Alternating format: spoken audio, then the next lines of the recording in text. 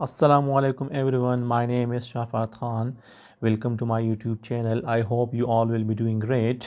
आज हम डिस्कस करेंगे should have, could have and would have.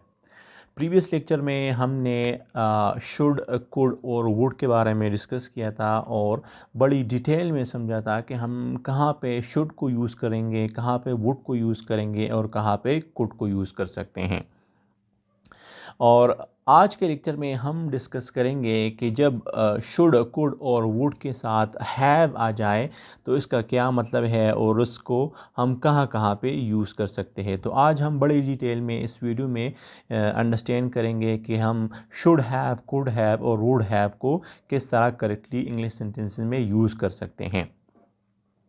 तो सबसे पहले आपको ये समझना है कि जब भी हम शुड हैव, कुड हैव और वुड हैव का इस्तेमाल करते हैं तो हमारा मतलब होता है कि हम जो है किसी पास्ट एक्शन के बारे में रिग्रेट शो कर रहे हैं, डिसअपॉइंटमेंट शो कर रहे हैं कि हमें पास्ट में हमने कोई एक्शन लिया था, कोई डिसीजन लिया था और हमें वो उस तरह करना चाहिए था या हमने उस तरह जो है हमने उस तरह नहीं किया, तो हम उसके बारे में रिग्रेट शो कर रहे हैं। तो इसके लिए हम इस तरह की सिचुएशंस के लिए हम फिर शुड हैव, कुड हैव और वुड हैव का इस्तेमाल करते हैं। इस सब को अंडरस्टैंड करने के लिए यहाँ पे मैंने दो सेंटेंसेस लिखे हैं, ये जिसमें पहले सेंटेंस में हम जो है वो डिसीजन या एक्शन को शो कर रहे हैं और दूसरे सेंटेंस में हम उस एक्शन या डिसीजन के रिज़ल्ट को हम जो है वो शो कर रहे हैं। यहाँ पे मैंने लिखा है I did not study enough. तो मैंने जो है वो पास्ट में कोई एक एक्शन या डिसीजन लिए कि मैंने पढ़ाई नहीं की, I did not study enough, मैंने जो है वो इनफ स्टडी नहीं की, तो जिसका रिज़ल्ट क्या निकला, आई फेल्ड माई एग्ज़ाम। तो मैंने जो है वो अपना एग्ज़ाम फेल किया, मैं एग्ज़ाम में फ़ेल हो गया। तो यहाँ पे हमने डिसीजन लिखा है, यहाँ पे हमने रिज़ल्ट लिखा है, लेकिन आप गौर कर ले कि ये जो है ये डिसीजन हमने पास्ट में लिया है, ये डिसीजन हमने पास्ट में लिया है और इसका जो रिज़ल्ट आया है वो भी क्या है, वो भी पास्ट में है।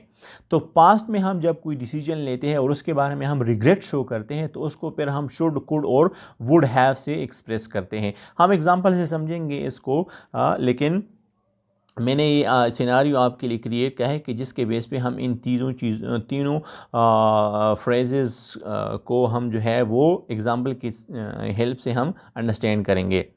तो आइए सबसे पहले शुड हैव को एक्सप्लेन करते हैं, अंडरस्टैंड करते हैं, लेकिन शुड हैव को अंडरस्टैंड करने से पहले हम इसको वुड से कंपेयर करते हैं।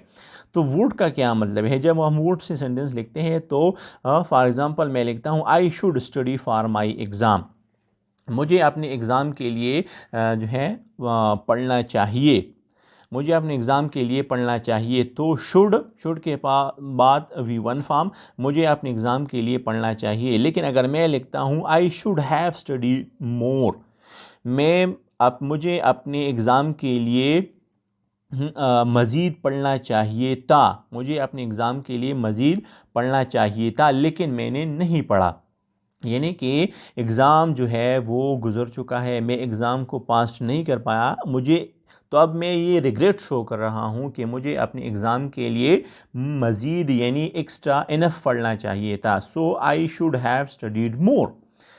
तो मैं अपने प्रीवियस डिसीजन के बारे में क्या शो कर रहा हूँ, रिग्रेट शो कर रहा हूँ। तो मैं इसको क्या किससे लिखूँगा, शुड हैव से लिखूँगा। शुड हैव के बाद फिर क्या आएगा, वी थ्री फॉर्म आएगा।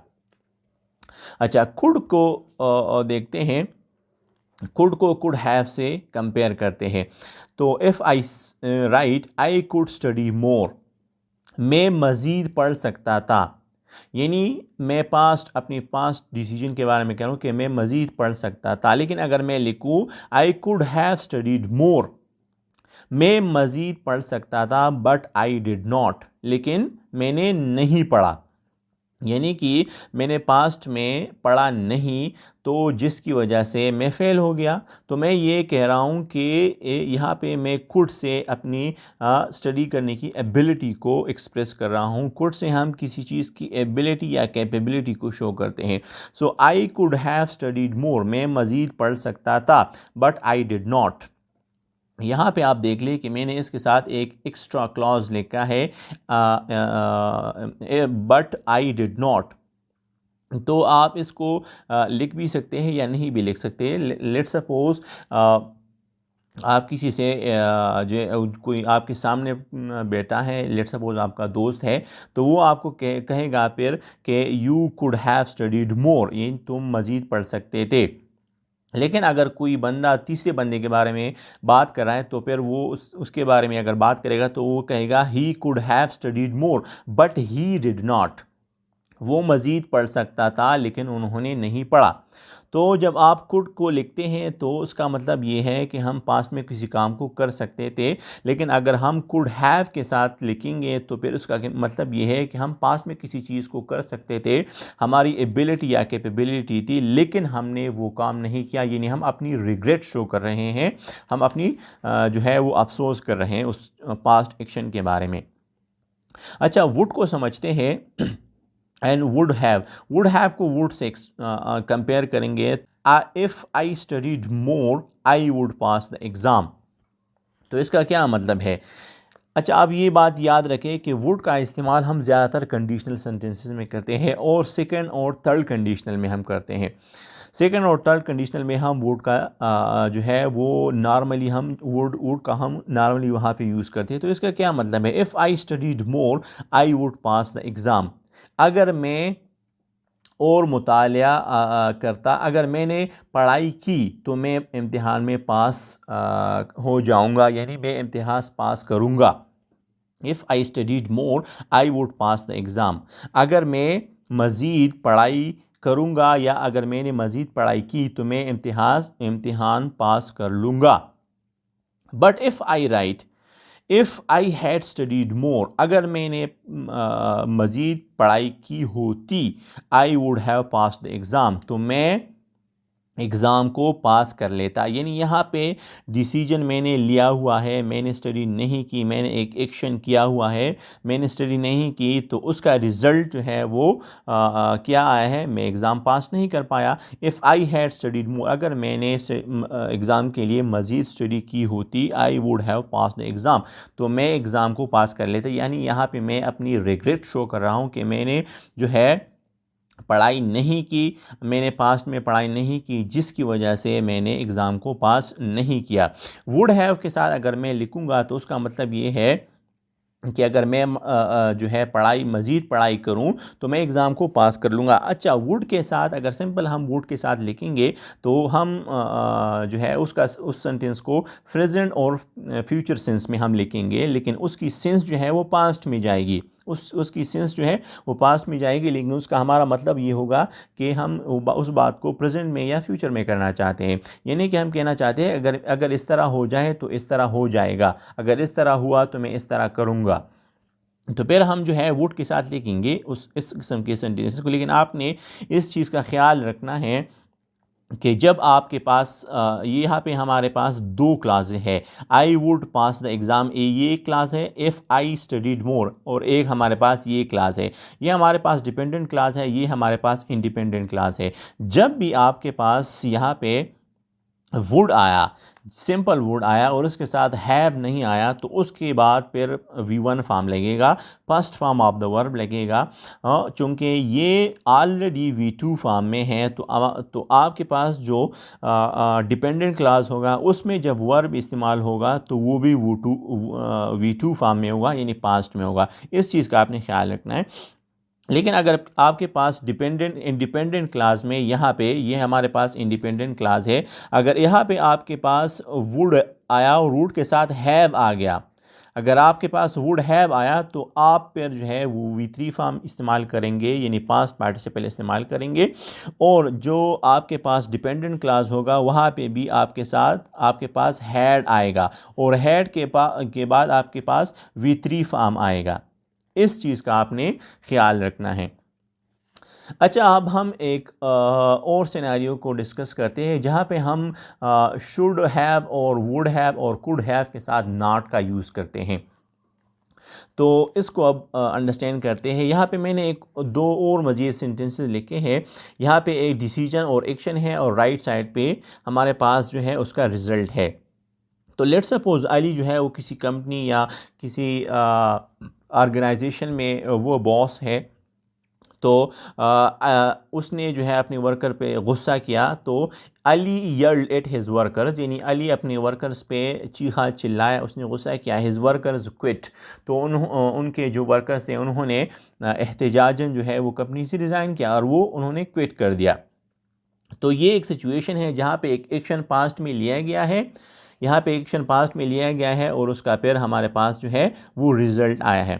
तो इसको अब हम एक्सप्लेन करते हैं एग्जांपल से कि हम should not have, could not have और वुड नॉट हैव को किस तरह यूज़ कर सकते हैं। अच्छा, यहाँ पे मैंने एक चीज़ को मिस कर दिया। यहाँ पे इसका पाम जो है जो स्ट्रक्चर आएगा वो आएगा शुड, कुड, वुड और उसके साथ फिर जो है वो हैव आएगा और फिर हमारे पास V3 यानी पास्ट पार्टिसिपल आएगा। अच्छा, तो पहले शुड हैव को एक्सप्लेन, शुड नॉट हैव को एक्सप्लेन करते हैं। तो फर्स्ट एग्जांपल देखते हैं, Ali should not have yelled at his workers, यानी अली को वर्कर्स पे जो है वो चीखना नहीं चाहिए था, वर्कर्स पे चीखना नहीं चाहिए था। तो यहाँ पे जो हमने नॉट का इस्तेमाल किया है वो शुड और हैव के बीच में आएगा।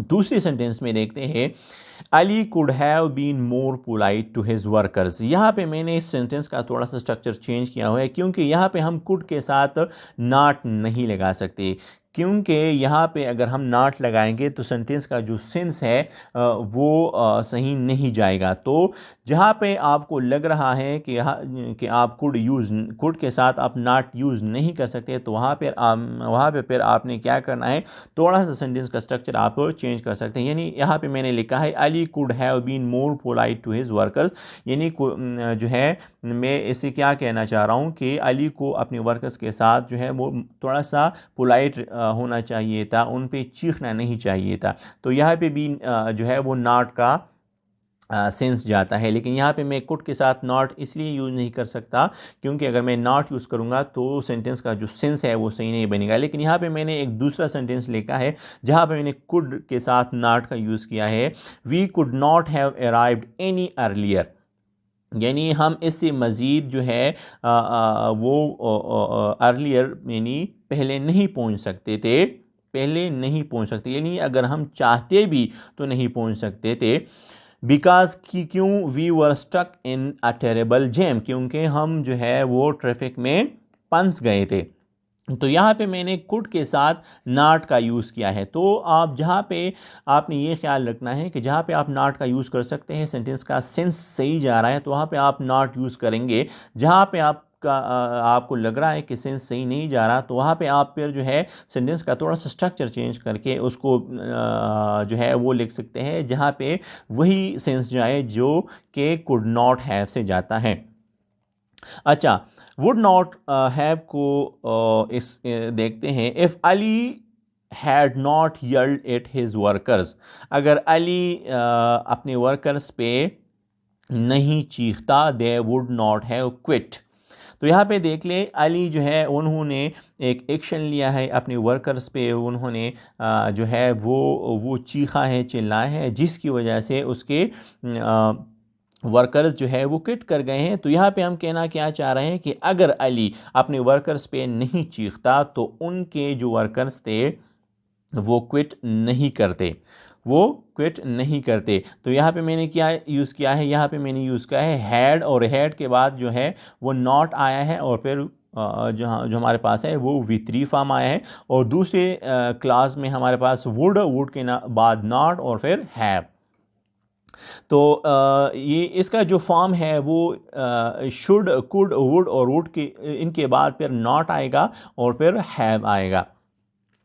तो ये जो है वो आज हमने डिस्कस किया कि हम शुड नॉट, कुड नॉट और वुड नॉट हैव को किस तरह यूज़ करेंगे सेंटेंसेस में, और शुड हैव, कुड हैव और वुड हैव को हम कहाँ कहाँ पे यूज़ करेंगे। आपने सिर्फ इस चीज़ का ख्याल रखना है कि जहाँ पे भी हम शुड हैव, कुड हैव और वुड हैव का यूज़ करेंगे तो हम जो है वो पास्ट में किसी डिसीजन के बारे में अपना रिग्रेट शो कर रहे हैं कि हमें ऐसा करना चाहिए था, या हमने जो है हमें ऐसा करना चाहिए था लेकिन हमने ऐसा नहीं किया, या हम ऐसा कर सकते थे लेकिन हमने ऐसा नहीं किया।